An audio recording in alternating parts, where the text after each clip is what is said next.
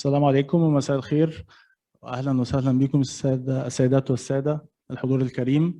شرفتونا النهارده في الجلسه المتخصصه عن تسجيل الاراضي Land Registration واداره الاراضي للوفاء بالغرض Fit for Purpose Land Administration. انا احمد مكرم من ازري شمال شرق افريقيا، واتشرف ان انا ابقى المودريتور بتاع الجلسه معاكم النهارده ان شاء الله. الجلسة النهاردة فيها نخبة من الخبراء الدوليين الأكاديميين والممارسين واللي ليهم إسهامات مختلفة ومتعددة في دول عالمية والعديد من الدول العربية في مجال اللاند ادمنستريشن واللاند ريجستريشن. فأتمنى إن شاء الله إنها تكون جلسة مفيدة وممتعة. أستأذن بس الحضور في الغرفة إن احنا ما ننساش نخلي الهاتف المتحرك على الوضع الصامت. ونظام الجلسة انه ان شاء الله المتحدثين هيخلصوا البرزنتيشنز بتاعتهم العروض بالكامل، وفي نهاية الجلسة هيبقى في وقت ان شاء الله كافي لكل الأسئلة، ويبقى في وقت كافي للإجابات عليها ان شاء الله.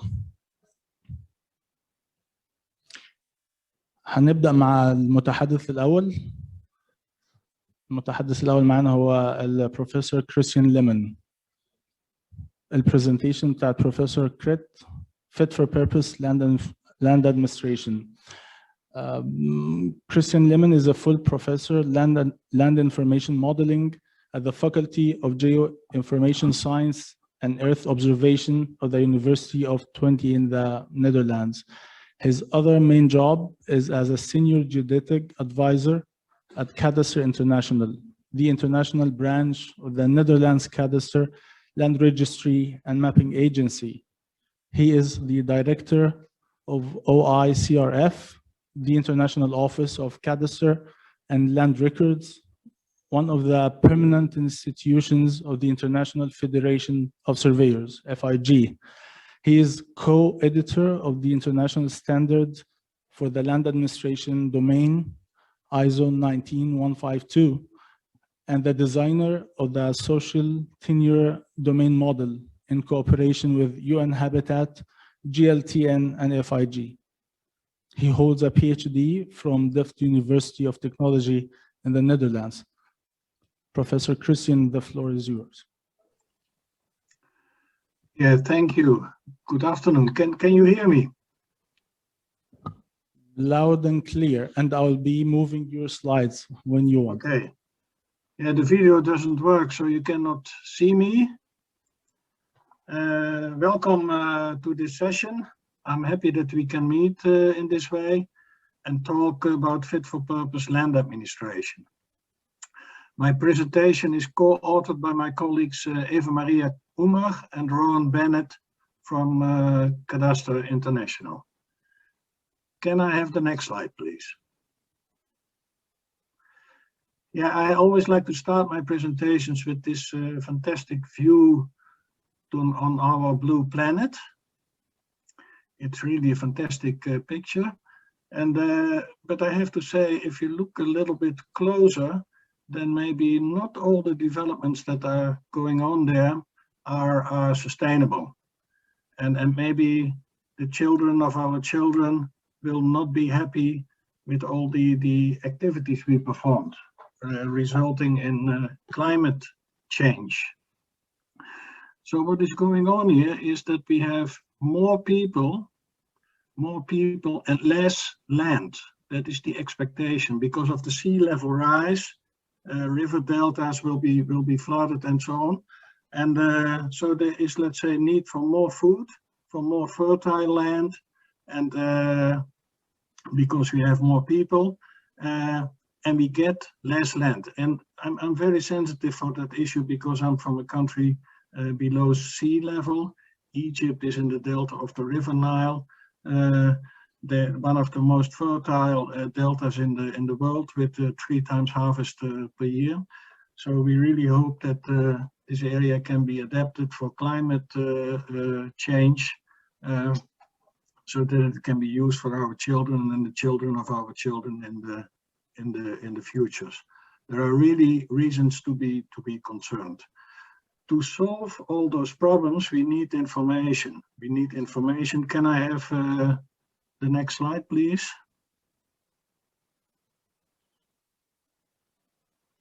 Yeah, we need in. Sorry. Yeah, thank you. Yeah, this one. Thank you very much. We need information. We need information about people. We need information about land. We need information about people-to-land relationships. And that is not only about legal rights as freehold and leasehold. It is also about legitimate rights and social tenure. So also informal people-to-land rights come to the game, as well as customary people-to-land relationships. And even conflicts or overlapping claims and disputes need to be known. So we do not only talk about land rights for the elite. We talk about land rights for all, for the poor and vulnerable, and for the rich, for male and female, for old and young. We need an overview of all people-to-land relationships, and that is what the fit-for-purpose land administration approach has been developed for. Land rights can be illegal, but can also be legitimate. So maybe some land rights are not legal because they are not registered, but legitimate because people have, let's say, social tenure, which has been accepted over generations. And also people living in slum areas, I think they have a legitimate right to be there because people need shelter. Can I have the next slide, please? Yeah, if you look to the purposes of land administration, we have a nice overview here. Climate change is under disaster management. And if you look to the column to the left, you see at the bottom of that column, tenure, security, access to credit, taxation. Let's say those are the traditional purposes that are served by land administration. And of course, very, very relevant.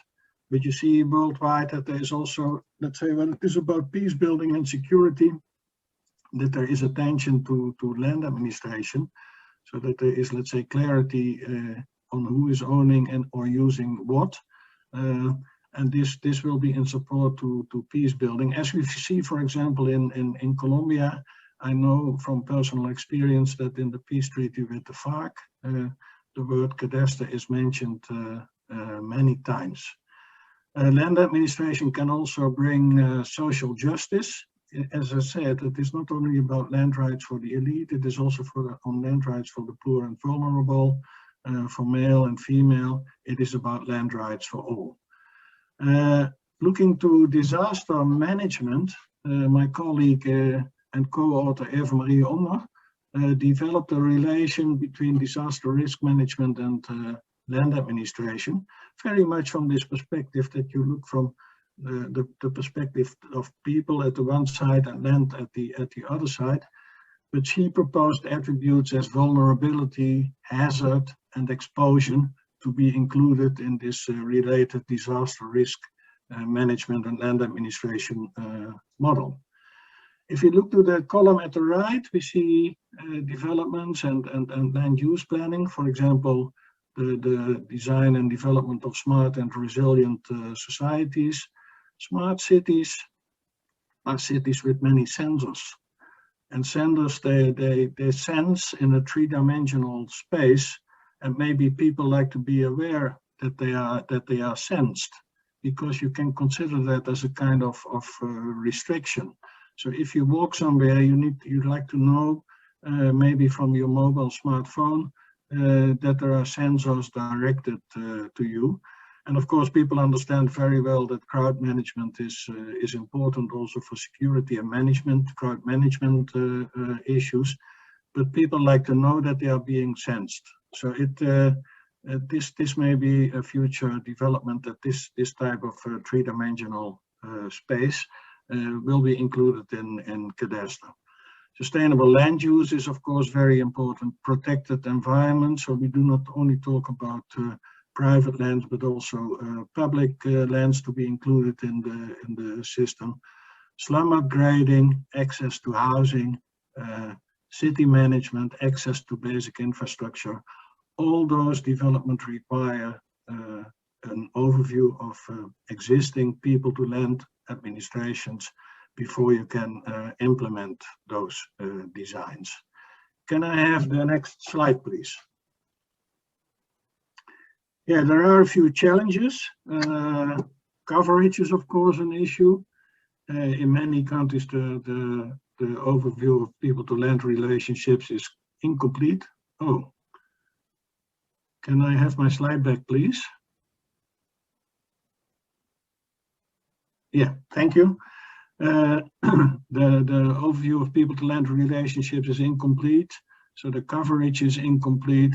And if we want to develop the country, we need, of course, a complete overview without informalities and so on. So the system should include, as I said, all people-to-land relationships.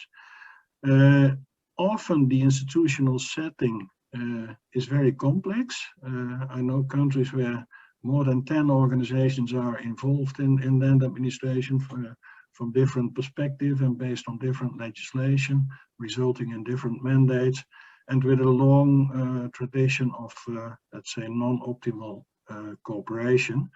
And if we move from paper-based environment to digital environment, it is really very important that there is a cooperation, because otherwise data cannot be shared and cannot be available in a shared environment in the benefit of society. So a digital environment allows you to introduce, let's say, a new situation where data are shared without changing the mandates of the original institutions. Transparency is an issue. Sometimes the land transaction processes are really very complex, and yeah, sometimes you wonder if there is something behind that. If you have to go to many organizations and to many tables and desks in those organizations, if there is a kind of business model behind it, which is maybe related to corruption and that type of things. So there may be some people, sorry, I lost my slides again. Maybe some people take benefits from such a paper-based environment, and maybe you can expect opposition to them when it is about the implementation of digital systems. Sorry, I don't see my slides.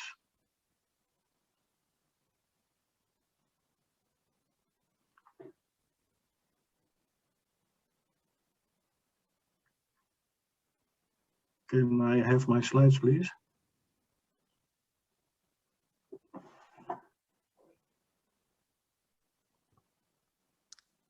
Can you hear me, Christian? So Yeah, the team is working on it. It's coming back in a second. Should I share from my side, maybe? I have a share button. Okay, okay, go ahead.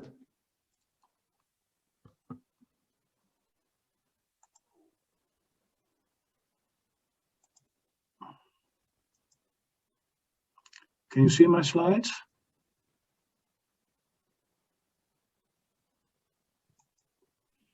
Yeah. Okay.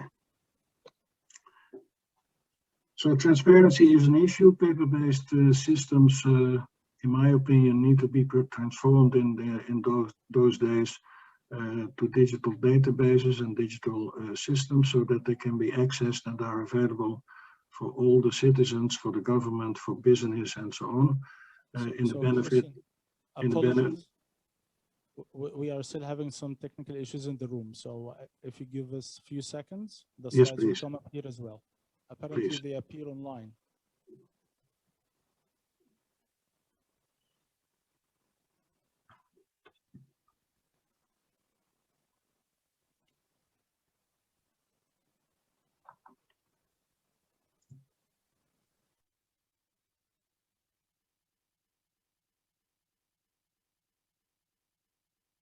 So while the team is working on that, I forgot to mention the special relationship with Cairo. We have your slides back, hopefully. Christian. Does this mean I should stop sharing my screen? You can manage them from your side now? We seem to be facing a small technical issue, so just a minute should be fixed. Okay.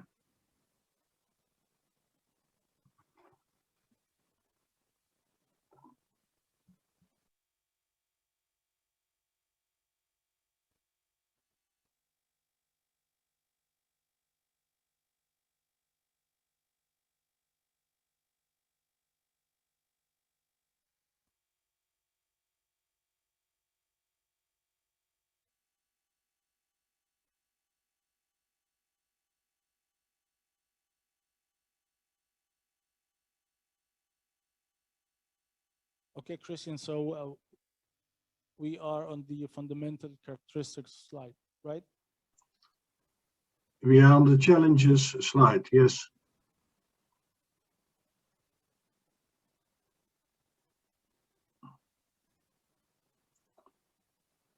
Okay, 10 seconds.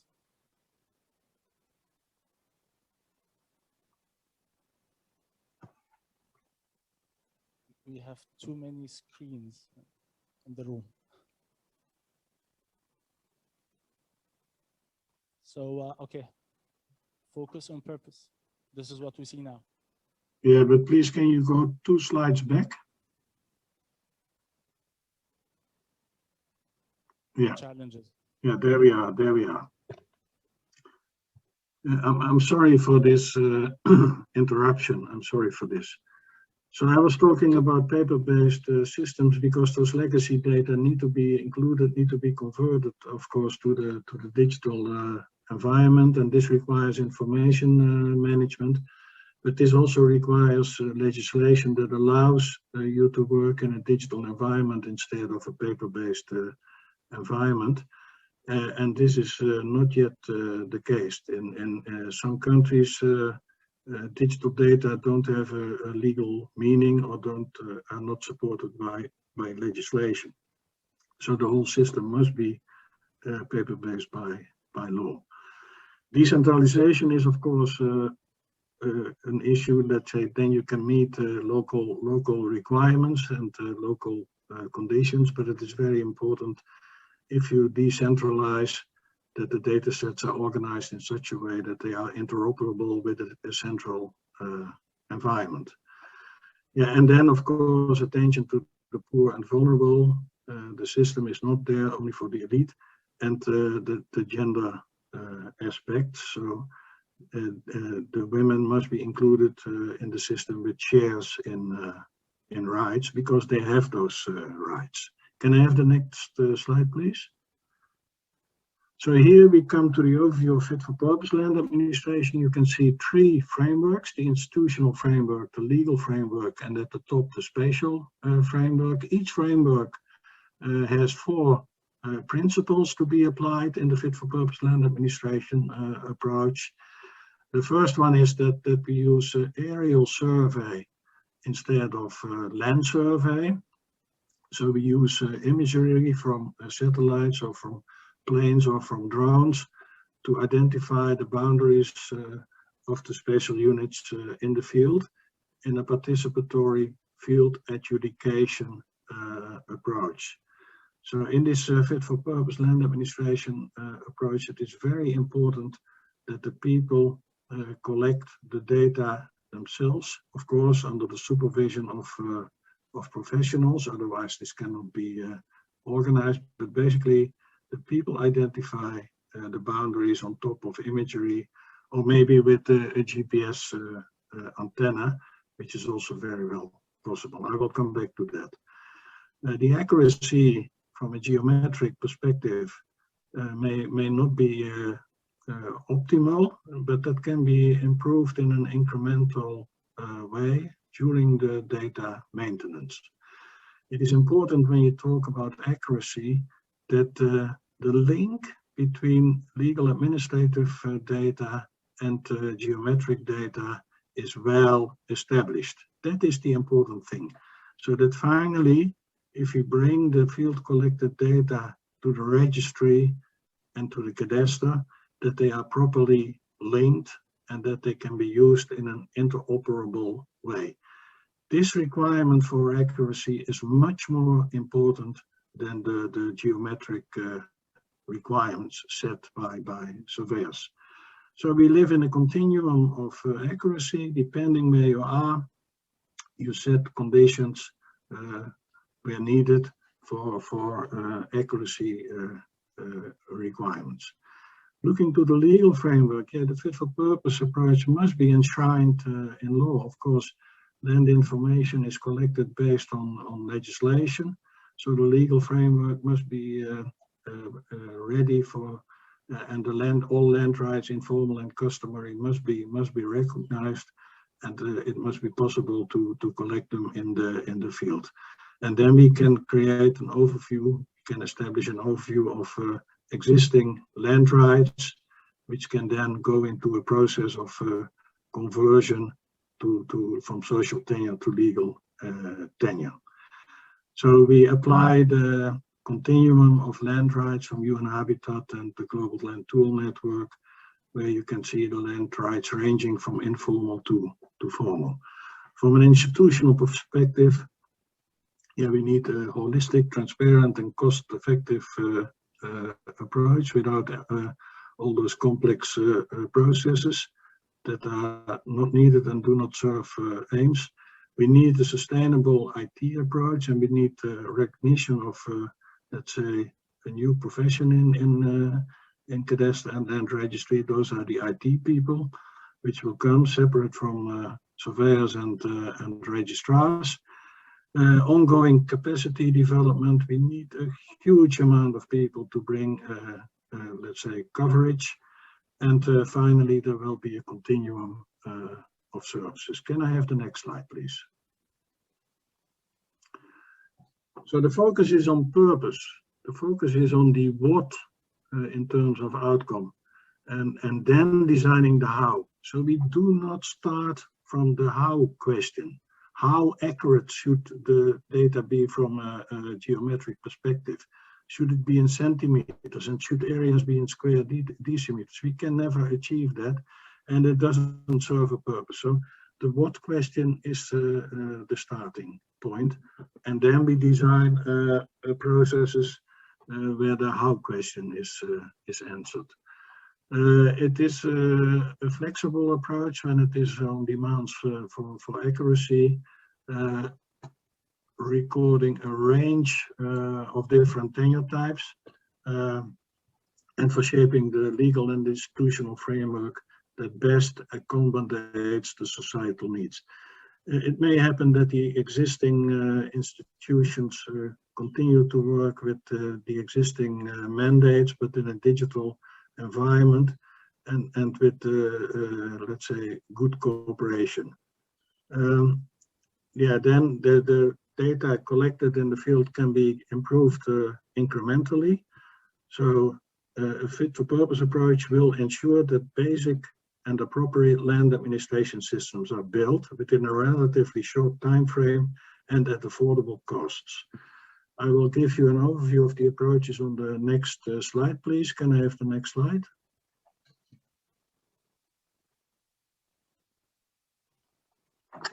Can I have the next slide, please? Yeah, maybe the next slide. Yeah, thank you. So here we have an overview of the approaches. They can be applied in a top-down approach and in a bottom-up approach. So it is possible that if you start looking at the left, that we work with grassroots surveyors, that we work in a crowdsourced, volunteered approach.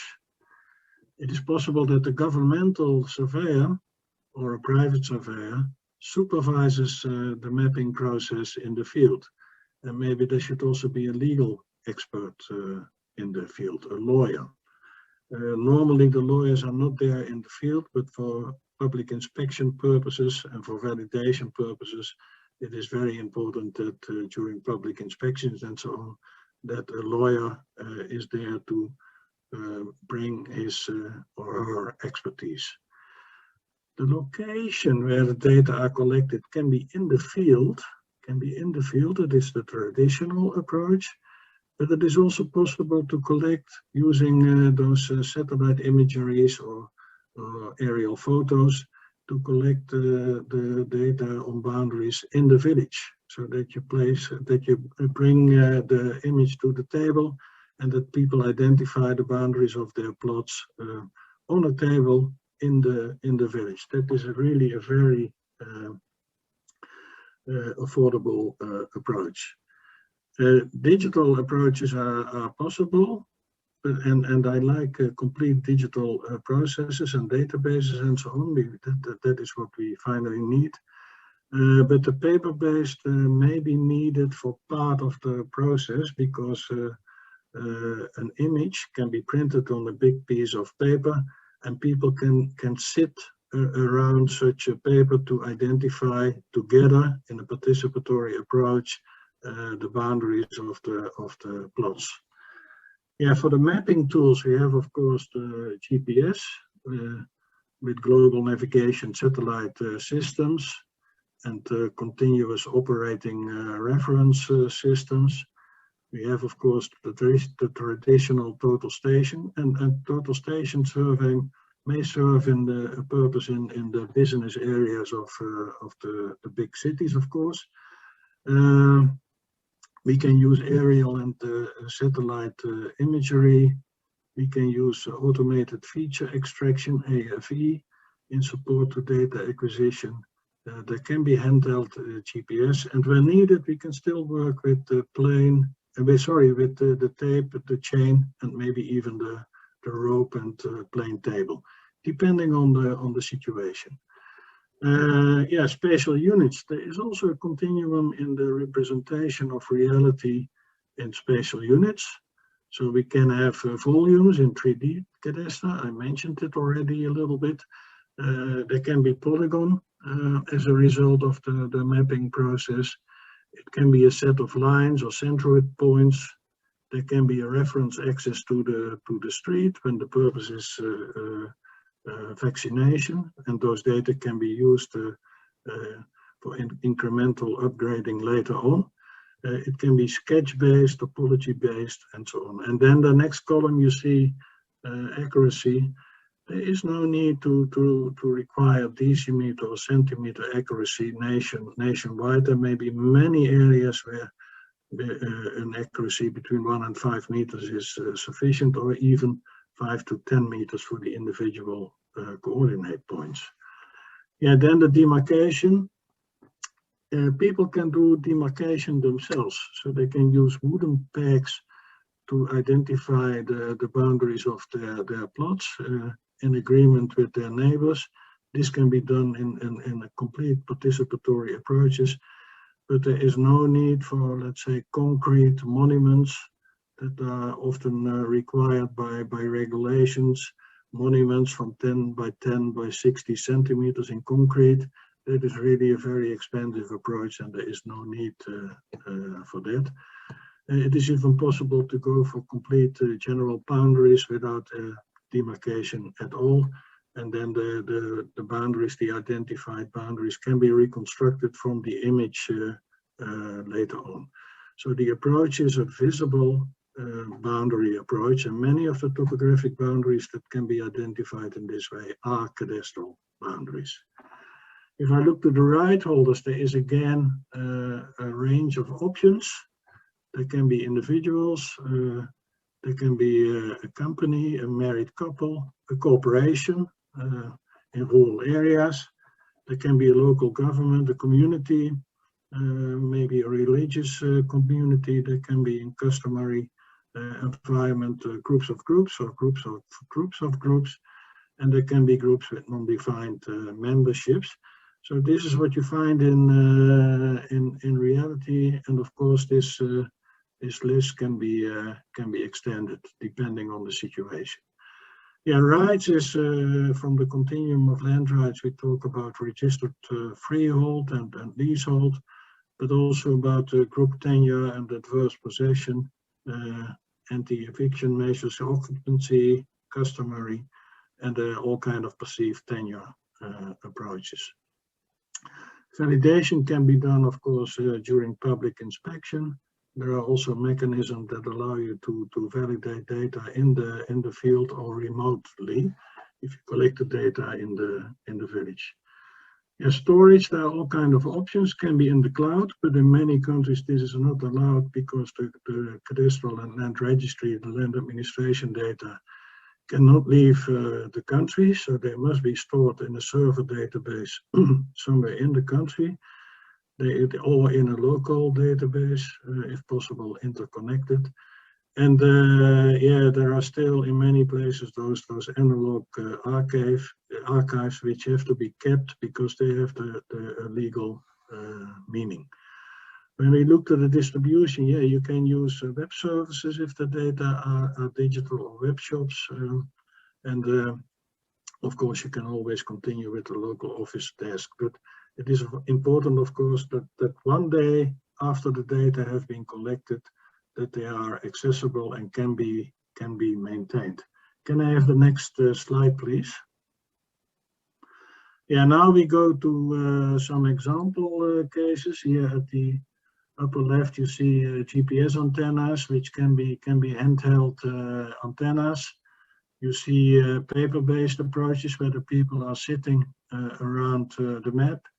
You see, this is an example from Ghana where the data are collected on top of a table in the village. At the lower left, you see an example from Indonesia with a similar approach, but now the data are collected on tablets in the village, so people identify the boundaries that they can see on the printed map below the tablets. They identify the boundaries with those tablets. It is not only about collection of spatial data, it is also about collection of legal administrative data, and experience learns that in many situations there are so many legal administrative attributes to be collected that it takes more time to collect those data than the coordinate data. So here you have some examples. Also one example in the row at the bottom where the let's say the data are shared during a public inspection. Can I have the next slide, please? Yeah, here we see another example where people collect their own data. At the upper left, you see the lady with the antenna. That is the farmer identifying with the GPS antenna the vertex point of the boundary of data of a spatial unit. And you see a boy from the village with an app that is Bluetooth connected with the antenna, and there the coordinates are stored for let's say later inclusion in the spatial database. One more at the lower left, that is a handheld GPS device, which is in the hands of a farmer, and you see some other example cases of GPS-based data acquisition. And the antenna is in the hands of the farmer and not in the hands of the surveyor. So can I have the next slide, please? Yeah, here we see, let's say that the photo is taken from the face of the right holder, which can be a property right or a use right. We can also see that the photo is taken from the ID, so that can be connected to the database where it comes from, and in this way you have data from the source that can be integrated in one way or another in the land information system. So this is really a very efficient approach where it is let's say avoided that you make all kind of spelling errors. Can I have the next slide, please? Yeah, it is an integrated approach, as I said. So in the field you collect spatial data and administrative data. And then because of the institutional fragmentation, you have to bring the results of this integrated approach to different institutions, because some institutions are mandated to maintain data on the rights and restrictions, the registry, and another institution, the cadastre, maintains the spatial data, and maybe another institution, the population register, maintains the data on people. So after collecting in the field, you need to distribute the data over different organizations. You see here at the upper right that the data that are collected in the field are stored in the cloud, so that the people sitting in the village can see what is going on in the field. Can I have the next slide, please? Yeah, I'm almost there. So this is the land administration domain model. That is an international standard that is developed to bring support in the development of integrated land administrations. You see data in different colors. In green, it is about people. In yellow, it is about people to land relationships. In blue, it is about spatial unit and cadastre and so on. And you see that those data are associated, they are related, they are linked. So that means that this model can function in a distributed environment with different institutions that have different responsibilities, but cooperate in this integrated approach. Can I have the next slide, please? Yeah, I want to bring this statement from Jack McKenna, Director of Business Development in Africa and the Caribbean. It was published a few years ago in a magazine called Coordinates. It is also a paper at the Sydney Working Week of the International Federation of Surveyors. And he makes a very clear statement that it is time to stop thinking of parcel corner accuracy in terms of centimeter accuracy, and related to that, area calculations presented in square decimeters, because it is really impossible to calculate an area with 100% precision. And that means that we should also not present the data with centimeter accuracy and with square decimeter accuracy to the people, because that we know that the data have a standard deviation and we should present that. Can I have the next slide, please? So here you see an effort that I developed with Simon Norfolk in Mozambique, where with a kind of paintbrush approach, the standard deviation is presented, and then you really get this sense of feeling that accuracy can be improved, but that the object is clearly identified. The object is clearly identified. There can be no misunderstanding on that. Can I have the next slide, please? Yeah, this is about land administration devices. You see a lot of functionality, voice recording, speech to text conversion, digital signatures, and so on. We see more and more of those functions available on smartphones. I really think that that is the future of data acquisition in support to fit for purpose land administration approaches. Can I have the next slide, please? Yeah, here you have some publications on fit for purpose land administration. The approach was developed together with UN Habitat and the Global Land Tool Network, and also with the International Federation of Surveyors and the World Bank. You see at the right to the bottom a publication from my colleagues Eva Maria and co-authors Eva Maria Unger and Rowan Bennett, Fit for Purpose Land Administration for All. Please find that document that is very much written from the perspective of surveyors, that such a fit for purpose land administration approach is in support to their business. Can I have the next slide, please? Yeah, I want to close here with this area to the left, which looks more formal, and the area to the right, which looks more informal. You can see the wall in between. I think we should break down that wall, and we should include all lands related to all people into the land registry, and the fit for purpose land administration approach is in support of that. So thank you very much. Thank you very much, Christian. So as agreed, questions will come at the end of the session. Do you have Dr. Clarissa online? Okay. Thank you.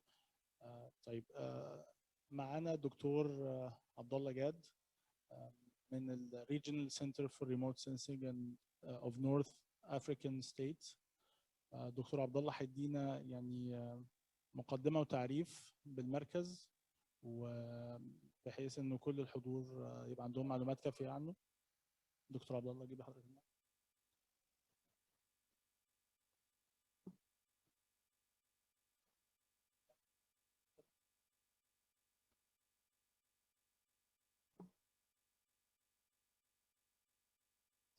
دكتور عبد الله هو خريج من كلية الزراعة جامعة الأزهر، وهو خبير عالمي عنده خبرات كبيرة في العديد من المشاريع الفندد من الاتحاد الأوروبي والفندد من أكثر من جهة دولية. He's a holder of the SAID Prize in Advanced Technical Studies. He's a national expert in the Egyptian Environmental Affairs, regional coordinator, principal investigator, and evaluator of EU-funded projects. He has 145 published articles in different national and international journals. So thank you, Dr. Abdullah, for joining. And well, I'm going to introduce what is called Regional Remote Sensing Center for North Africa. Well, in fact, as our colleague said, I'm working in the National Authority for Remote Sensing and Space Science. And my main work is concerning desertification and land degradation. But at the same time, I'm the chairman of the Scientific Council of the Regional Remote Sensing Center of North Africa, which is located in Tunisia. Well, at the regional center, this center is including different partnerships, like the funded partnerships of North African countries, Egypt, Morocco, Tunisia, Algeria, and Sudan.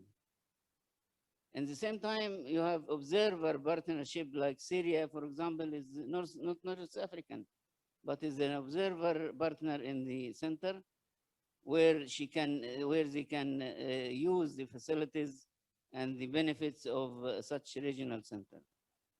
In fact, the objectives of this center is to capacity building or capacity development of the area in North Africa, in order to let them or to learn the new generation how to apply remote sensing and geographic information system and the different aspects of sustainable development and scientific research.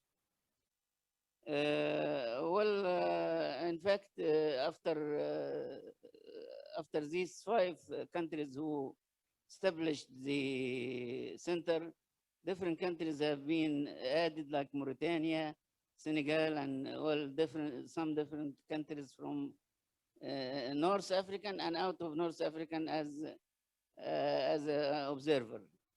But anyway, I would like to concentrate on some aspects of the application of remote sensing and geographic information system, because I hear the different colleagues are talking about.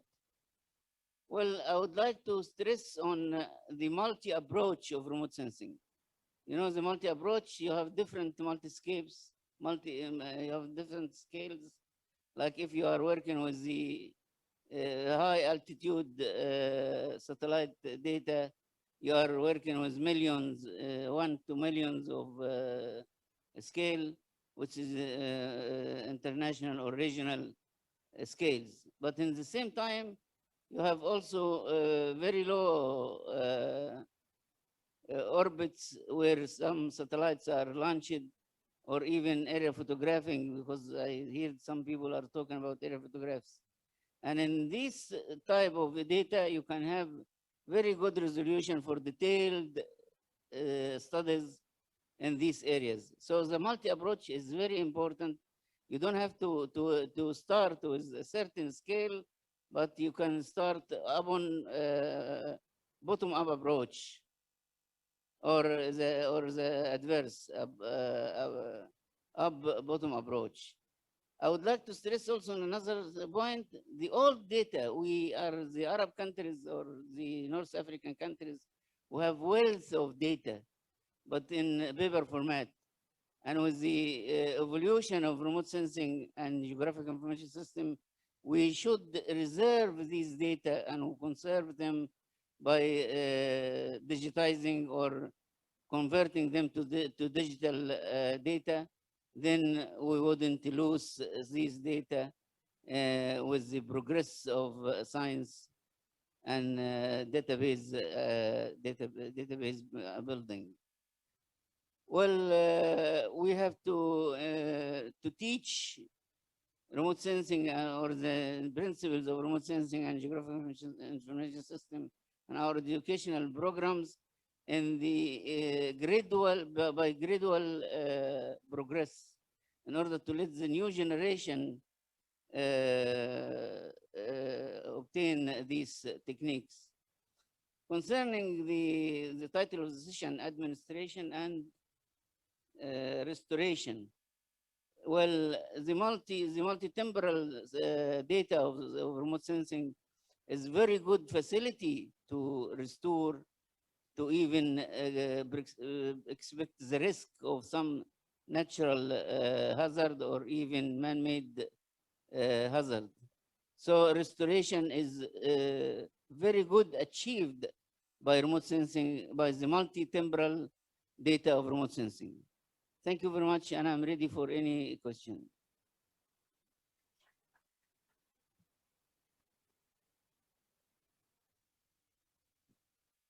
شكرا جزيلا دكتور عبد الله.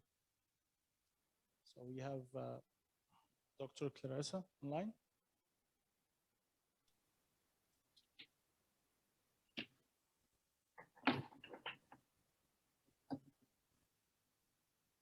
So Dr. Clarissa is going to talk about fit-for-purpose land administration in violent conflict settings. She is a senior Arab Land Initiative advisor as the lead on land in UN Habitat. Between 2003 and 2015, she founded and led the Global Land 2 Network. Since then, she has supported UN Habitat GLTN and UN Habitat country offices to produce a number of publications such as Land and Conflict, Lessons Learned from the Field in Conflict, on Conflict-Sensitive Land Governance and Pseudo Building, the Secretary General's Guidance Note on Land and Conflict, and with Sudanese colleagues, an assessment of Darfur's land administration and recommendations. She also has a PhD on social anthropology. So Dr. Clarissa, if you're up, we will be sharing your slides and I'll move them from here. Good morning, Salam alaikum.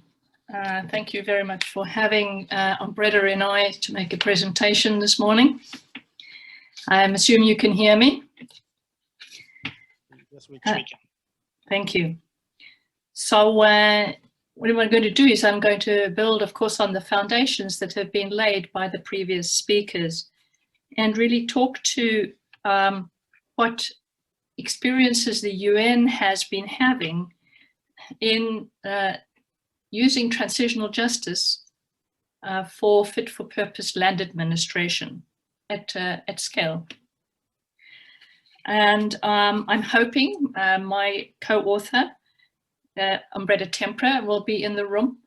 She has been with UN Habitat for the last 17 years and many years with the Global Land Tool Network, and is a land expert who works out of the Cairo office of UN Habitat. Next slide, thank you. So what I'm going to talk to is just to remind us what are the big land-related human rights issues. And we've had a number of examples in this excellent conference. And then look at some useful case studies from the region about how the role of UN in fit-for-purpose land administration. And we saw a question in the chat earlier, is what are the entry points to bring fit-for-purpose land administration into the Arab region? And then just very quickly have a look at land governance and gender issues. So just to remind us that land-related human rights issues are that land, among other things, is a root cause of conflict. And as we saw from presentations from Iraq, it can cause violent disputes over land and territory. And as we saw from Sudan, it can cause forced evictions from land and housing. And what we saw in Palestine is about dispossession of land and houses. All this information has already been given to us in the conference. And finally, so we saw a Syrian presentation showing the impact of this on people's livelihoods and natural resources. This was about cropping in the north of Syria. Next, thank you. So the UN documented what they were doing in 7 country cases, and I'm picking 4 of those cases that are in the region or linked to the region. So if we start with Iraq, where UN Habitat was the lead agency on this, what are called housing, land and property rights issues. We know that we had millions of internally displaced people. And this particular work of UN Habitat focused on a minority group called the Yazidi. 250,000 were evicted by ISIL. So the approach that was used by UN Habitat working with the local government was that the UN Habitat ran a GIS, which they created while they were rehabilitating the villages. And land certificates were created which were extra legal.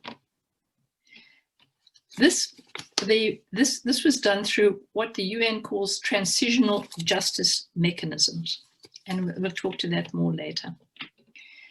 The houses were rehabilitated, the villages were rehabilitated, and people in 17 villages received their land certificates. And I'll show you an example.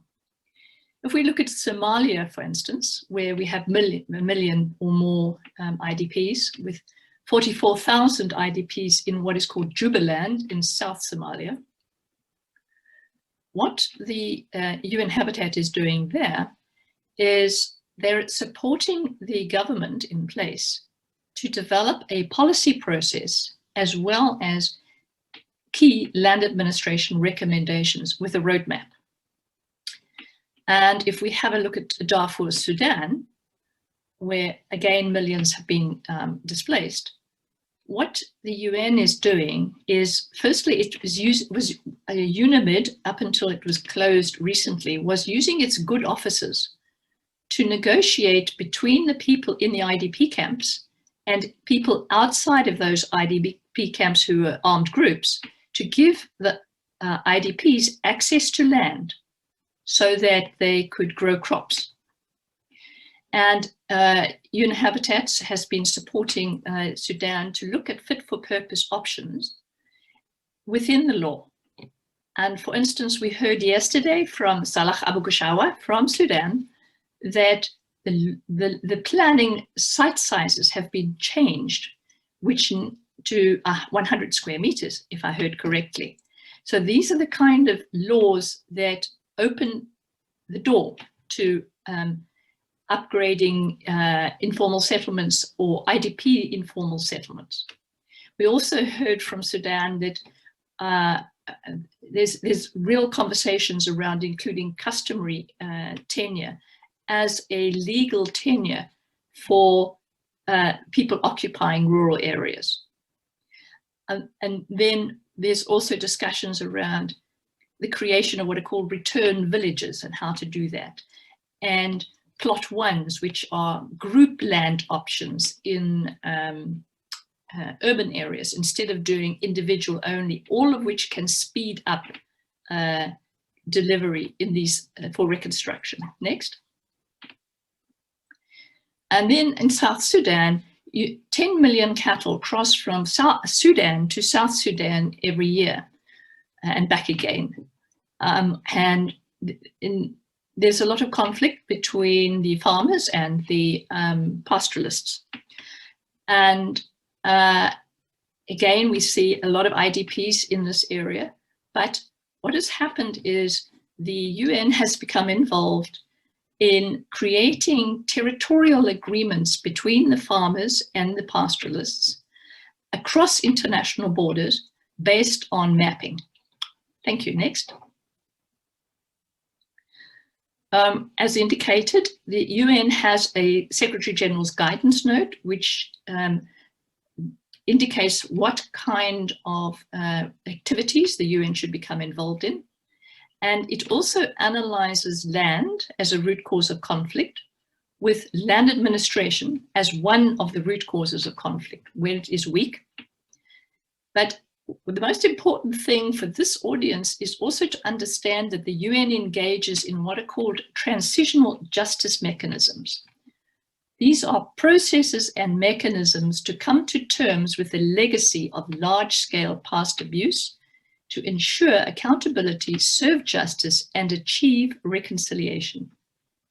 And we're adding here, including through fit-for-purpose land administration. Because, as has already been noted in this conference, land is also about governance and power dynamics. Next.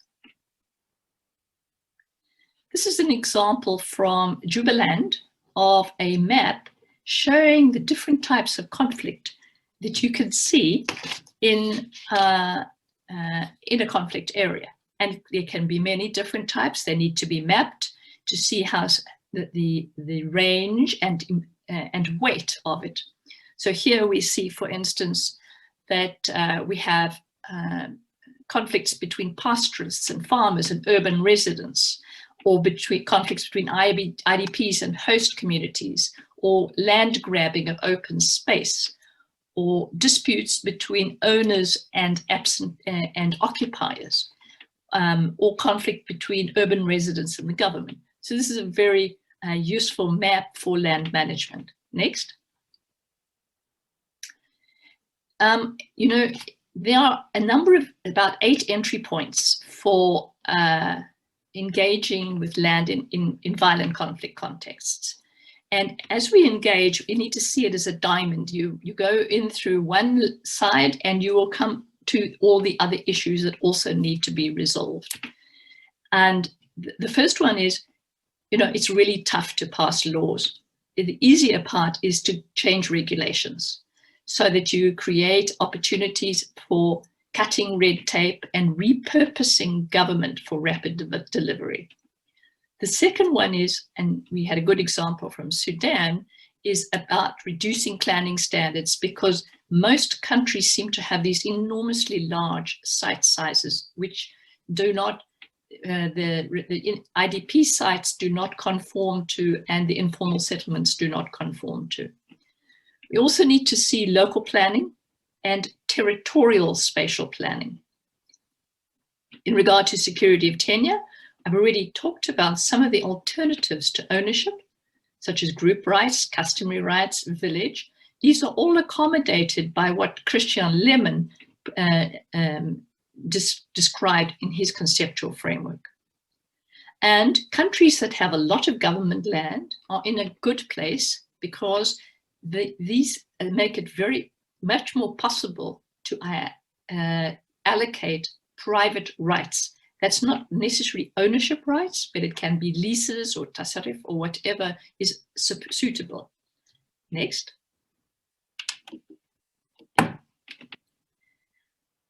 And then, of course, land information management. Here, this is also about trends, supplying land information to identify what's happening with voluntary returns for housing, land and property, It's also about how GIS is being run by the UN and then how moving them into the government at some point. And we've seen in Somalia, for instance, how these GISs have been used for property tax run by the UN. Land dispute mechanisms, really important. And a whole range of these mechanisms can be used for land administration information, whether it be territorial or local agreements, for customary or religious or local leaders, and it can be done for overlapping rights and boundaries, and of course, who holds the land. We need to look at the quick access to finance for reconstruction, whether it is how do you value the housing and land, how do you compensate, what is the role of donors, what is the role of government, and then for mass house delivery, it's all about rapid serviced land delivery with minimum standards but due diligence. Next. So Dr. Clarissa, we have about 3 minutes left. Okay. There's an example of a certificate from Iraq that was created at local government level with witnesses, as you can see. Next. Here we have the reconstruction of the houses before and after. Next. Here we have a map from South Sudan showing the cattle routes coming in from Sudan, which is the map that underpins the management of the 10 million cattle movement. Next. Next. So coming to land governance and gender, what we see is the UN uses what they call good offices, where they negotiate between conflicting parties. And they do this not only, they do this by also using their security assets to prevent evictions. We can talk more to that later if people are interested from the question times. But they also build capacity in communities to phone the UN and say, we are being attacked by an armed group. Please, can you do something? And under those conditions, this is when there are peacekeeping forces on the ground. They will send out a patrol. So this is a very unusual form of land administration or enforcement, but it's a very important in some of the issues that we've been discussing in this conference. We have discussed technical assistance already. And of course, what the UN's focus is on minority groups, and it targets females and youth beneficiaries and displaced people. Next. It also works to empower women, specifically as beneficiaries and as leaders. And one of the challenges to the land administration systems and land information creation is about how do we collect information on women and what rights they're holding and what land areas they have in their power. Thank you very much. Thank you, Doctor. Next, we have Mr. Karsten Bjørnsen, who will talk about fit-for-purpose land administration, how GIS technology can support. So Mr. Bjørnsen joined Esri in 2001 as a project manager and sustainable matter expert in GIS and land administration. He has more than 19 years of experience, international consulting and management experience between Americas, Asia, Africa, and Middle East, working successfully with national government bodies to plan, design, and build GIS-based land administration system. He now heads the Esri Global Abu Dhabi office as a land administration lead, supporting and overseeing strategic engagement. He holds a master degree in geodesy and cadastral science from Aalborg University in Denmark, with a major in international transfer of technology. Karsten, Mr. Karsten. Yeah, thank you. Can everyone hear me? Very well. Okay, thank you. So thank you so much for inviting me. I'm very happy to be here, and this is, I can't express enough the importance of the theme that we've been talking about, especially from the previous speakers. It certainly makes the point. What I'm going to talk about is more the technology side. Fit for purpose is really about people and people's right to land, and especially their ability to release the capital in the land, not necessarily the funding, but also the security and so forth. The challenges we have that we see is we really need to be able to very quickly build secure land tenure systems, again, for the reason it was just mentioned by the previous speakers, and also to meet the sustainable development goals, and also challenges with population growth, climate change, and upcoming migration displacement from rural to urban areas, as well as non-livable to livable areas, as mentioned by UN Habitat. So in that context of fit for purpose, what I'm going to do today is to touch a little bit about how the geographic information technology, or GIS, can help enable the fit for purpose. And Professor Lemon already addressed some of the issues. But before doing that, I really just want very quickly to just highlight the main point of fit for purpose. So it's about flexibility. It's about inclusiveness. It's about being participatory. It's about being affordable, reliable, attainable, and upgradable. And I will use these 7 themes to kind of go through where I believe that, or we believe that GIS can support.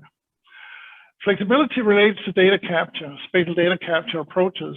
So there are actually various options for doing data capture, and it's already been touched upon.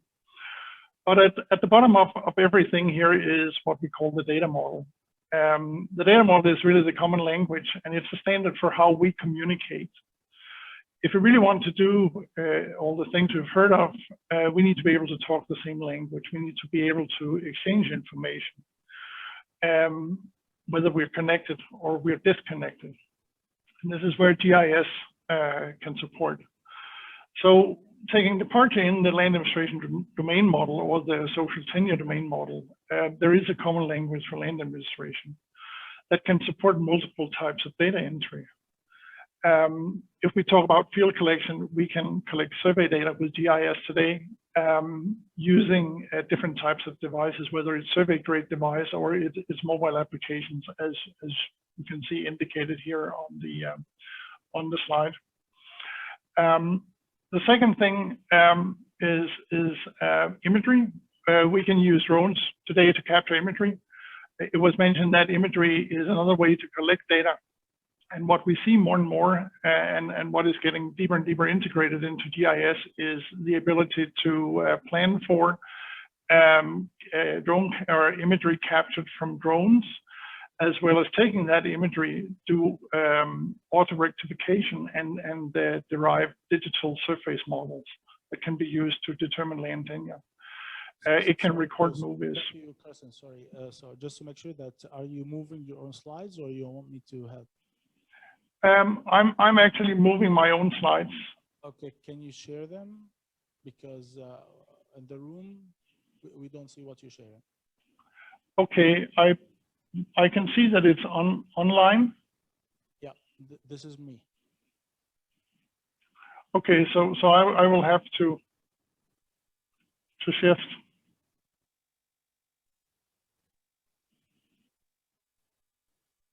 Can you hear me? Yes. Okay, so you cannot see my slides, right? Right now we see what we're sharing, so we're still on that data model slide, but I was moving that one, following what you're talking about. Okay, yeah, I've seen the slides a little bit. Okay. So can you share your screen then? Yeah, let me go back and see if I can.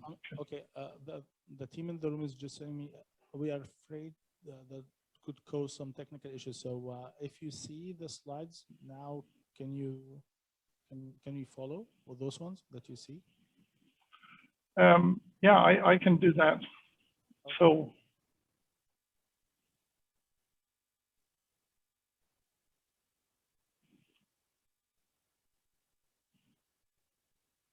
Okay, so we're ready for you. Okay, so are you on flexibility with data capture? Yes. Okay, yeah, so data import. So when we talk about data import, GIS today support a lot of different opportunities for data import. So the way we can look at data is that we have existing data that might be in place, or we have to capture new data. And data being one of the big issues. Like I said before, we can do field collection with GIS today. We can do data import, bringing in existing CAD files or GIS data. It's very straightforward. If there's textual description that has boundary descriptions, we can actually utilize AI and machine learning to start to derive these descriptions so we can generate geometries. When we look at survey maps, you can do data entry like traverse entries and so forth. And then if we really go up and talk about LiDAR and imagery data capture, we can do digitization from that. But what we also can do is that we can do feature extraction. And what we see, especially in this Middle Eastern and the African region, is that this is an area that gets more and more attention. Because what it really enables you to do is to capture features in the imagery. And I've shown a little picture here of buildings where we've captured buildings out of an imagery. And for the same thing, we can basically do capture of boundaries. Next slide, please. So one of the things that's very important to understand is that when we talk about inclusiveness, it's really inclusiveness to cover all tenure and all land. And it was mentioned by Professor Lemon, the continuum of rights. So one of the things that's very important is that focus has very much been built when we talk about land, or focus being on when we talk about land tenure system to be built towards formal land rights. But the reality is quite different, as we just heard from Dr. Clarissa. You literally have a little bit of everything. You have from occupation to verbal agreements to just having the records to actually have boundary maps. And there are not many countries in the world where you won't find this whole continuum of rights as it is defined. So one of the important things here is that when you use GIS and you build your data model, for example, taking departure in the land demonstration domain model, you can set up a database or a data scheme that will allow you to support this whole continuum of rights in the same data model. And why is that important? Well, it's very important because what you can do is that you can literally say, if you're in South Sudan and you only have occupation and verbal agreements, you can go in and using GIS and this type of data modeling, you can start with a verbal agreement. And then over the years, as the institutions get built and more data get captured, you can work towards the rights. So it basically gives you the ability to store data either from points or all the way up to what we call measurement networks that are high-grade survey networks, which you typically would see in urban areas. Next slide, please. I think we'll jump this slide in the interest of time, so if you can go to the next slide.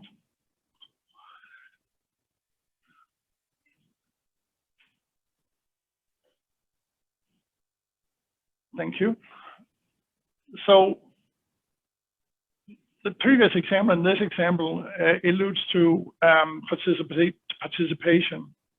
And one of the important things here is that you have participation by citizens or people, village people and so forth, in determining the boundaries. So what that means is that you go out, what you do is that you go out and you basically have the villagers define the boundaries. From the GIS side, as can be seen on this slide, we basically can define a data model. In GIS, we can configure applications that then would allow the capture of boundaries. And it can be simply, you either walk the boundary with one accuracy, or you say, I want a little higher accuracy, and you can associate a GPS or GNSS antenna, and you can get a higher accuracy. And then what you can do is that you can take that data, because this is deployed in the cloud, as an example. You can take that data and go straight into the cloud. You can evaluate it. And in the case of Colombia, what it actually did was it then allowed to be able to print a parcel map supporting a certificate of title. And all this is a very simple and seamless process. Let's take the next slide. But when we talk about participatory, it's not only that, it's in the more informal or the first registration. It could also be in more formal surveys. So for example, and which I've seen being the case in many Arab countries, is that you have a very strong registry, but on the cadastral side, it's a little more less defined. So if there is a case where you would have to get a geometry or a parcel boundary to a registry, you would take the data from the registry, and if there is already a parcel map, whether it's an island map or a combined cadastral index map, excuse me, you can digitize that, and then you can then start the process, go out in the field and do the actual survey according to the regulations of that country. Again, I want to stress here that a part of that process actually involves participation, because once the boundary has been defined, neighbors need to agree that this is definitely the boundary line between two properties. So eventually, once you've done the survey, you would put it into, in GIS, you would put it into a measurement network, being a more formal system. And then you can just generate a parcel map out of the system. And once you've done that, you can show that to the users. Again, you get the agreement, you can put down the demarcation, and then you can also share data. And the importance of doing that is that once data is published, it is for everyone to see, and that secures tenure and supports, you know, economic development and so forth. Next slide, please. But one important thing, as pointed out in the FFP, is that data are reliable. So you need to have policies and standards and guidelines in place. Standards puts out a data model. The data model contains data and rules on how you verify, protect, and publicate data. Protection can be firewalls, disaster recovery site, access, encryptions, and so forth. But the importance here is that all this is built into current GIS systems. When we talk about users, in order to avoid corruptions, you can have roles, and these users can have certain types of access. And likewise, they can only be assigned to work on certain jobs with certain data, and in certain areas. And behind the scenes, you have monitoring where you can generate reports, KPIs, and you can log and audit everything. So you can, with the systems as they are today, have a very, very high level of security and support this very important data. Next slide. Sure. It needs to. Yeah. We Yeah. have about 3 minutes left. Yeah, I know I'm kind of last but not least. Thank you. The key here is that the system needs to be upgradable. So when you think about GIS today, it's not about just a little laptop out in the village. It's really a system of systems. So that little laptop can be connected to a server that can be connected to an enterprise online that goes into a system of systems. And many GIS systems today are actually out of the box built to support this. When you need them to be upgradable, you need to be able to expand the systems. They need to have open data formats. You need to follow industry standards. They have to be well documented so you can promote enablement and support it all the time. Maintainable, configurable, scalable, and also have a user community that actually can help you. Next slide, please. So one of the things that's really important here, and I just want to spend a couple of seconds on this, is that when you think about GIS system and you think about land administration systems, these are foundational systems of any governance because there's laid out that so much is dependent on it. So when you actually think about whether these systems are affordable or not, you really need to think both CapEx and OpEx, capital expenditures, OpEx expenditures. So you need to build a model on how this can be sustainable financially. Because at the end of the day, all intentions, it has to be able to support itself through different types of fundings. And one of the ways you can do that within land administration is to start to generate revenue from services. And I just want to point out that you can then generate this I want to point out that a lot of these direct revenues also have downstream revenues. Let's go to the next slide. And the next slide, please. So one of the things for it to be attainable, which means that you actually have to be able to establish the system, is that you create what we call initial operation capability. So it's not about that it takes years today. The way the GIS software is built today, you can go in and create this initial operation capabilities. You can deploy on the ground, you can deploy in the cloud if you don't have an infrastructure. And as you get an infrastructure, you can move it from the cloud to that infrastructure. You can literally get data model, configure data models up front. You can develop basic workflows that can start to generate data that you can serve out. And as you grow and get more capable, you can expand the system. That's what I meant by horizontal and vertical scalability. Next slide. What this really means is that a GIS today supporting an FFP is really about that it's able to have industry models on the base, so we talk the same language.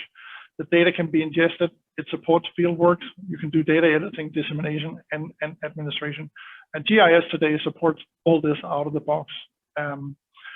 So that means that whether you're working in villages or you're working on national systems, it's the same process. Next slide. So very, very quickly here at the end is that it's very important to understand that there are things that surround GIS that needs to be in place, and it kind of ties into a little bit of what I had before. And I do apologize to rush here. But you need to have policy definition in place that assigns responsibility. You need to have standards and guidelines that outlines what is it actually, what data do we work with and how do we work with it, especially the guidelines make data authoritative. That gets built into an organization, and the technology then takes that these guidelines and builds it into workflows. The data is built on the standards, and a very important part, at least in my experience, and I've implemented many very large national land administration systems, is communication. You know, that you actually have outreach, think about outreach and marketing, and you do training and enablement with the people you're working with, both inside and outside the organization. Funding, of course, is a very important thing as well. Next slide. So at the end here, it is absolutely the GIS today can support. It's flexible, it's inclusive, it's participatory, affordable, definitely, reliable, attainable, and upgradable. So from my point of view and in my experience, there's really nothing in the technology, technology-wise or financially, that prevents anybody to move forward with GIS. It has to be done in the proper way, in a measured way, and it has to be supported by people who, in my experience, unfortunately, often are the biggest obstacle. Thank you very much. Thank you, Mr. Kirsten. Thank you very much. طيب آخر المتحدثين عندنا مهندسة خلود سعد. مهندسة خلود هتتكلم عن benefits for Arab countries. We'll wrap up. She's a land administration expert with 17 years of experience in international projects, who has worked in land administration projects within several Arab countries like Saudi Arabia, Palestine, Libya, Jordan, Egypt, and Qatar. Engineer Khulud was the first female consultant to work within the Ministry of Justice in Saudi Arabia in 2015. In 2019, she moved back to Cairo to take over Israel distributor leadership for the Israel Northeast Africa region.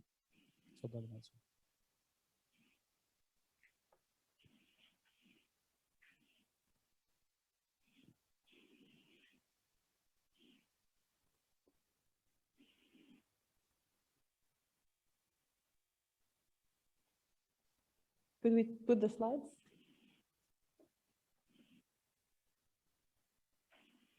Slides بس. اوكي ممكن نحط بس السلايدز. اوكي تمام. اوكي اشوف هنا. مساء الخير. طبعا احنا طولنا عليكم النهارده وبنشكركم الحضور وبنشكركم الاهتمام وتركيزكم معانا. انا هقول لكم باختصار شديد القصه اللي احنا اتكلمنا فيها النهارده بتتكلم على ايه. احنا عمالين نتكلم على land administration fit for purpose. طب يعني ايه land administration fit for purpose؟ نقصد ايه؟ المواطن، المستثمر، مالك العقار، المطور العقاري، كل الاشخاص دي بتهتم انها توصل للثلاث كلمات دي: مسجله شهر عقاري، ان العقار تكون ملكيته مؤمنه. يعني انا كنت بحاول افكر على طريقه الخص لكم بيها الموضوع اللي احنا اتناقشنا فيه النهارده، وبالصدفه وانا سايقه لقيت اللوحه دي.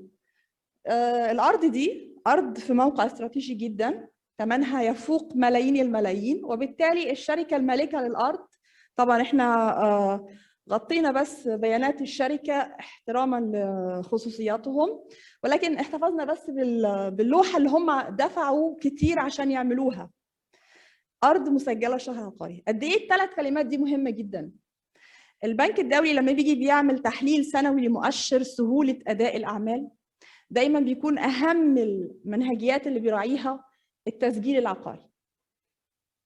Registration of property is one of the key items. لما بيجي يعملوا المنهجيه ازاي يشوفوا البلد دي المستثمر هيكون مهتم ان هو يجي يستثمر فيها، دايما بيقيموا التسجيل العقاري في البلد. قد ايه المؤشر ده مهم. احنا عشان نطمن المستثمرين سواء محليين او دولويين ان هم يجوا ويستثمروا، اول حاجه بيحتاجوها ان هم المشروع، البدايه لاي مشروع الارض اللي هيبتدي يشتريها ويعمل عليها المشروع، فمحتاج ان هو يطمن لملكيه الارض. It's all about the property. اهم حاجه العقار موجود فين، تفاصيله ازاي. اي مستثمر بيجي بيشوف الارض بيعاينها، ودايما احنا في القانون حتى بالعربي بنقول ايه؟ معاينه نافيه للجهاله. هو راح دخل اتفرج على الارض، شاف ابعادها، شاف موقعها، شاف الاكسسبيليتي، يعني شاف امكانيه الدخول والخروج، المواصلات اللي حواليها المنطقه. نفس الموضوع بالنسبه للعقارات. ده هو الموضوع باختصار.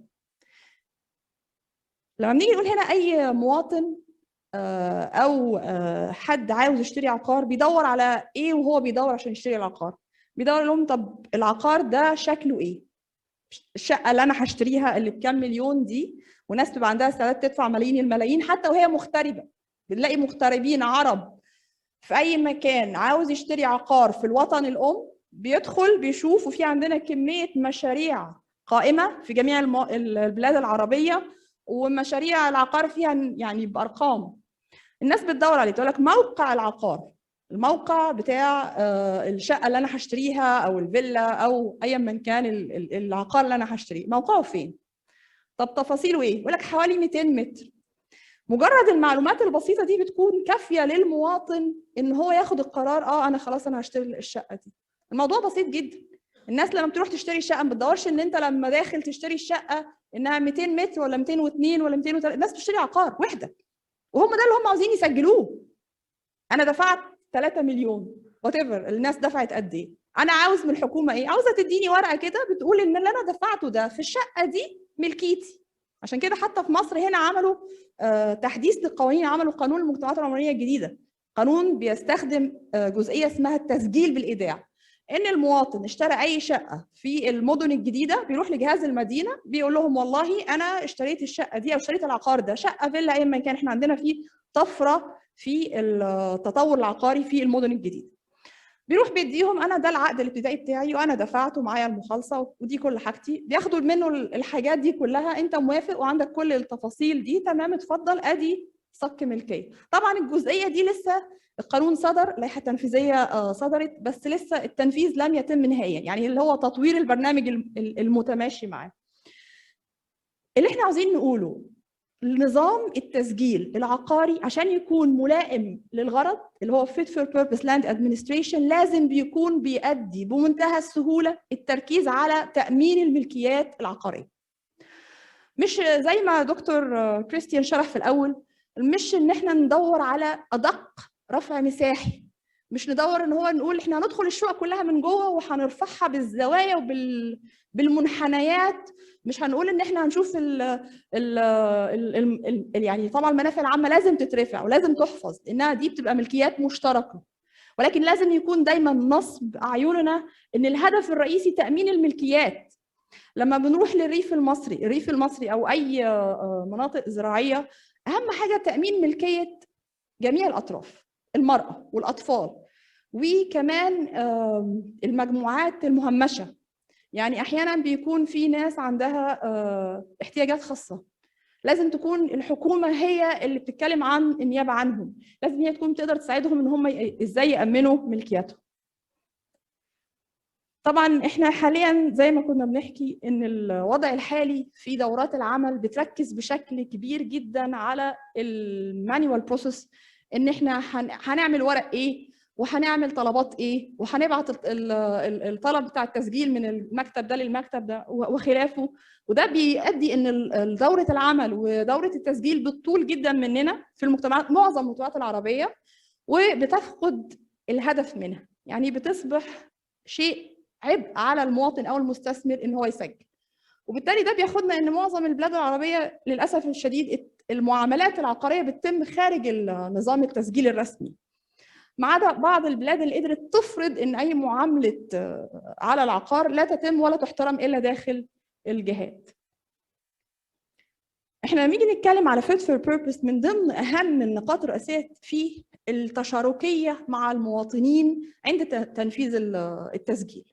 والموضوع بسيط جدا، احنا شفنا من التكنولوجي من كارستن، شفنا من دكتور كريت وهو بيشرح على الفكر نفسه، وشفنا من امثله بلاد تانية ازاي ان احنا ممكن لما بنوري المواطنين صوره جويه او بنوريهم خريطه بسيطه للمنطقه، هم بيقدروا يتعرفوا على عقاراتهم.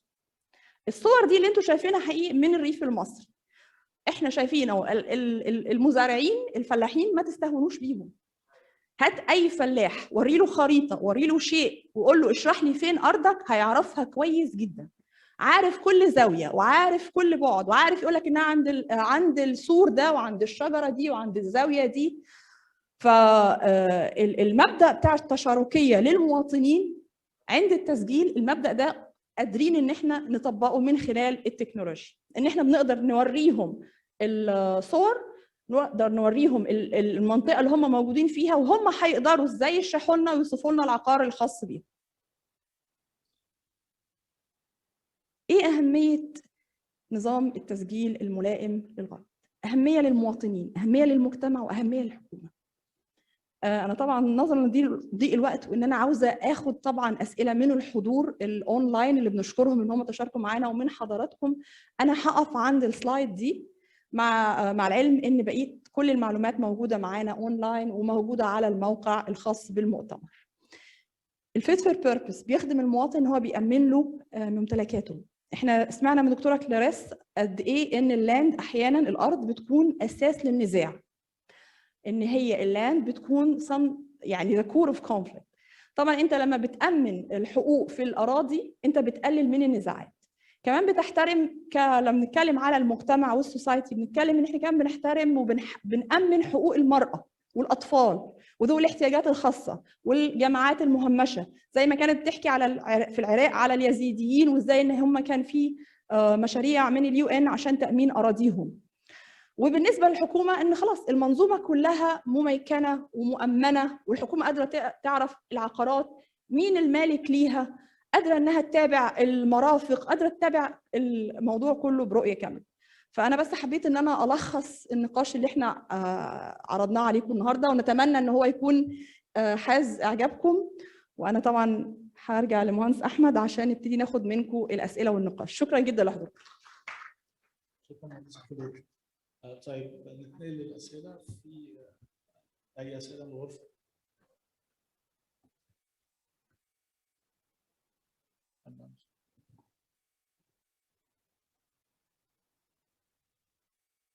Thank you. I would like to ask, first I would like to thank all the presenters for this interesting topics, and I would like to ask Dr. Abdullah for junior researchers, how we can participate and benefit from the National Center that you are sharing right now. Thank you.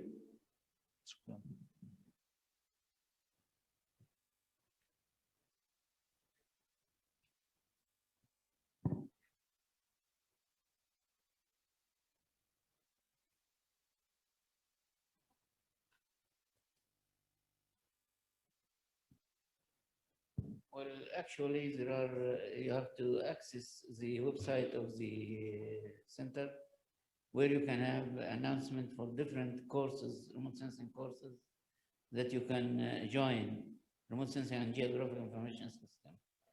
Also, there is what is called professional diploma. That's 1 year study. And in this professional diploma, you can get a certificate that can help in working in some official jobs. Concerning the workshops, these are sponsored by the coordination and international funded projects. And you have many workshops that you can join. And many of them, most of them are learning workshops. Thank you. شكرا دكتور عبد الله. سؤال ثاني السلام عليكم. اتفضل.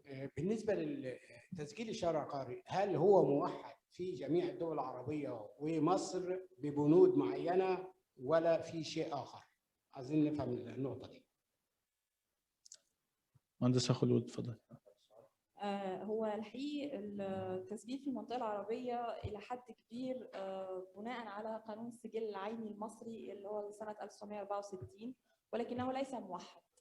يعني في تسجيل شخصي اللي هو ما يزال قائم على العقد وشخصية المالك، وفي تسجيل عيني، وفي تسجيل عيني حتى في حد ذاته بيتم يعني customization، اللي هو يعني بيتم تهيئته لكل بلد. والقانون كل بلد كمان بتطور القوانين بتاعتها. يعني الأردن السنة اللي فاتت طوروا القوانين وأصدروا قانون جديد، تشريعات جديدة بالمثل بالنسبة للمملكة العربية السعودية وخلافه. فهو في تشابه كتير ما بين أنظمة التسجيل، ولكن لا نقدر نقول انها موحدة. على سبيل المثال السودان والسعودية ما يزالوا بيعترفوا في القانون بنظام الإحياء، وهو طبقا للحديث الرسول صلى الله عليه وسلم من أحيا أرضا فقد ملكها. ولكن الاشتراطات بتختلف. يعني في السعودية أسهل إن حد يروح يحط شوية حاجات ويدعي إن هو أحيا الأرض. في السودان لا، بيطلبوا تحقيقات أشد وهكذا. السلام عليكم. عليكم السلام. السلام عليكم. هو 3 أسئلة متركبة تحت كلام حضرتك. أولاً طبعاً قانون التصالح اللي تم في الآونة الأخيرة، الناس افتكرت إن ده قانون التصالح ده يعتبر تسجيل وتشهير بالعين اللي هي مملوكة. ده أول حاجة. تاني حاجة، هل صحة التوقيع في المحكمة تغني عن التسجيل العقار؟ طيب. ثالث حاجة، هل الحكومة يعني في الفترة اللي جاية سمعنا في قانون هيطبق في 5 مارس القادم اللي مش هيسجل المرافق ممنوع وكلام حاجات كتيرة كده. عاوز توضيح أكتر في النقطة دي. شكرا. هو يعني طبعا احنا نعيد حاجة بس لو بياناتك ونتواصل أكتر في لأنه السؤال مخصص تحديدا للوضع في مصر. طبعا مصر الحمد لله تحت رعاية سيادة الرئيس السيسي في طفرة قوية جدا في أنظمة التسجيل، والحمد لله ان في كانت معوقات وتحديات بتقابل مصر من 20 سنه، وحاليا في خلال السنه اللي فاتت تم يعني تخطي جزء كبير منها بالقوانين اللي حضرتك ذكرت عليها. طبعا احنا كان قبل كده في مصر كان حتى امبارح كان معانا سياده نائب الوزير سياده المستشار اشرف رزق، وشرح تحديدا على الاجزاء دي ان فعلا لن يتم الاخذ بصحه التسجيل، لازم يكون المعاملات تتم في مكاتب الشهر العقاري. وزي ما حضرتك اشرت طبعا التصالحات على تراخيص البناء والتعدي على حرم الطريق، وليس التصالحات في الملكيات تماما. فلازم كل مالك عقاري يتواصل مع الشهر العقاري ويقدم اوراقه ويقدم مستنداته عشان يسجل. وفعلا بدءا من 5 مارس لن يكون مسموح بالتعاملات على المرافق الا بعد اثبات التسجيل، وده عشان يكون في تحفيز او تنظيم ان المواطن يحس ان هو اهميه ان هو يسجل العقار. اتفضل. شكرا. مش اخر سؤال من الغرفه عشان الوقت ما ناخركوش. شكرا جزيلا. صلاح ابو كشوه، استدامه لحكمه ارض السودان. عندي سؤالين لكريستيان ليمنز من داتش كاداستر بخصوص الاس تي دي ام والكونتينر اوف رايتس. لم الاحظ انه هناك مجهودات مباشره من الاي تي سي والداتش كاداستر تجاه بعض الدول خاصه الدول العربيه في افريقيا جنوب الصحراء، السودان، جيبوتي، صوماليا. فنرجو ان توضح لنا اذا كان هناك اي اتصالات في هذا المجال. كلاريسا اوغستينيس تحدثت عن السلام عليكم، اهلا كلاريسا، تحدثت عن مساله الاشخاص المهجرين داخليا وصعوبه استيعابهم داخل معسكرات النزوح من خلال القانون الاراضي السوداني. الان تم تطوير في القانون الاسبوع السابق، اصبح من الامكان شيئا ما ان يتم تخطيط هذه المعسكرات بحيث تم تقليل نسبه الارض المسجله من 200 متر الى 100 متر. فحبيت انه اقول لها الكلام ده لان هي مهتمه جدا كانت بمساله مساحات ال 200 متر وكيفيه استيعاب الاي دي بيز في اماكنهم كواحد من الحلول المستديمه durable solutions. شكرا جزيلا. شكرا حضرتك. Professor Christian, did you hear the question?